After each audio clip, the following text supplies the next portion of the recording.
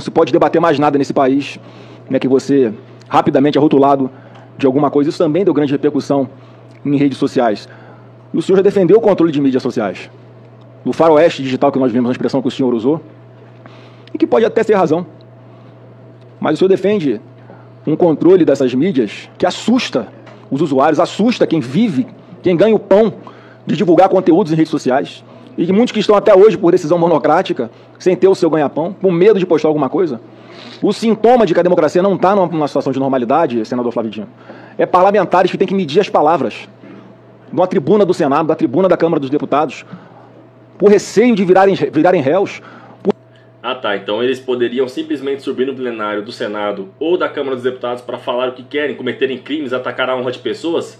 Isso para ele é liberdade de expressão? Por receio de serem caçados, por receio de serem presos, como aconteceu com Daniel Silveira. O senhor usou uma expressão que eu creio que é a chave daquilo que tantos e tantas aqui falaram.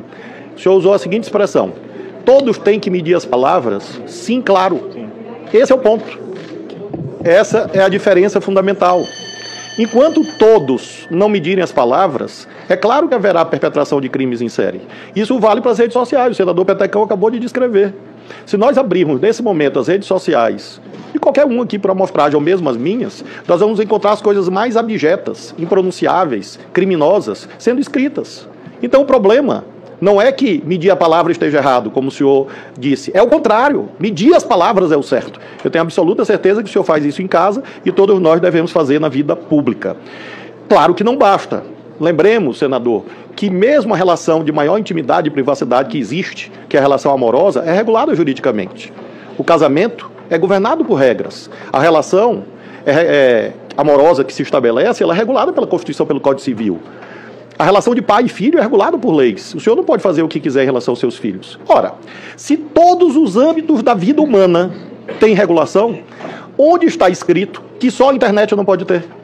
De onde emergiu essa mitificação, a não ser dos interesses, eventualmente empresariais, que não interessam ao debate jurídico? Nós temos uma lei que regula a internet, parece que é algo atípico que eu estou falando. Não, esse Congresso, este aqui, aprovou o Marco Civil da internet. E o senhor vai no artigo 19 e vai no artigo 21, o senhor vai encontrar regulações. No caso do artigo 19, quase inexistentes. No 21, mais rigorosas. Se o senhor abrir a sua linha do tempo, a sua timeline aí, muito dificilmente o senhor vai encontrar cenas de nudez não consentida. Por quê? Porque há o artigo 21 do Marco Civil da internet e há uma moderação ativa de conteúdo das empresas. Se o senhor fizer uma pesquisa sobre compra de terno ou de sapato, o senhor vai receber durante semanas propaganda de terno e de sapato. Por quê? Porque as plataformas não são neutras. Ao contrário do que no artigo 19 do Marco Civil da internet está escrito, e muitos acreditavam em 2014. Na verdade, as plataformas se transformaram em curadorias de conteúdo. Ora, se você tem uma atividade empresarial qualquer destinada ao lucro, qual que não é regulada? Se alguém estabelece um comércio num shopping, tem regulação. Se alguém abre uma farmácia, tem regulação. Uma indústria também tem. Então é realmente um debate de vanguarda. E veja, considero que é o debate jurídico mais importante do século XXI.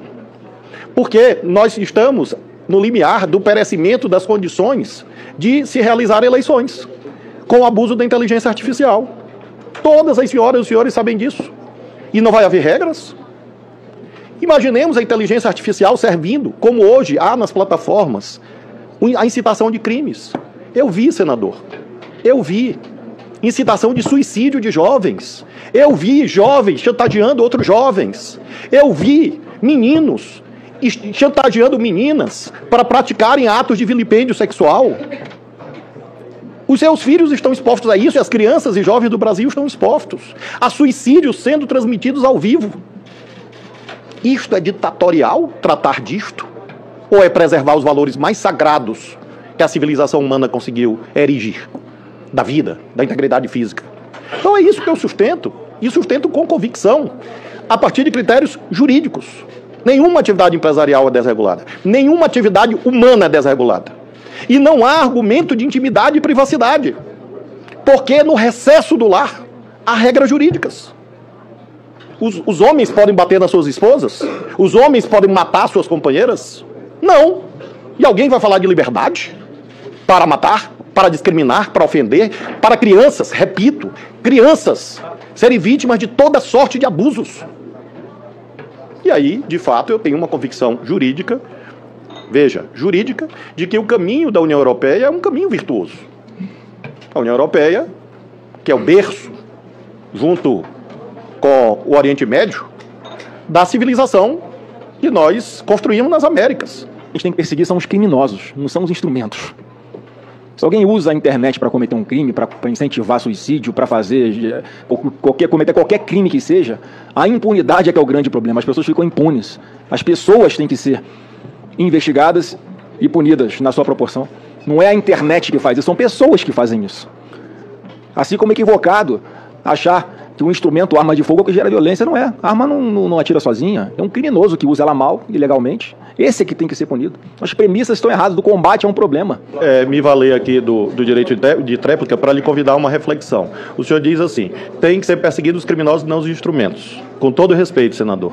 Isso anularia a dimensão preventiva das políticas públicas. Se o seu raciocínio fosse correto, o senhor poderia ter em casa uma bomba atômica, uma bomba nuclear.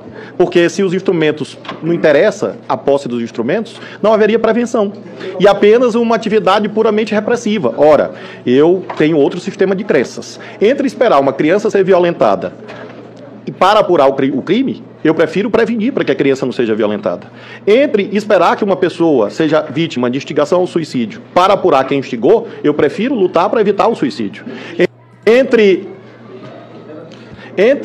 você apurar um homicídio, a política pública, a política legislativa e mesmo o Poder Judiciário deve procurar evitar o homicídio. Aliás, os cânones de direito penal dizem que o direito penal tem uma dupla função, a função repressiva e a função preventiva.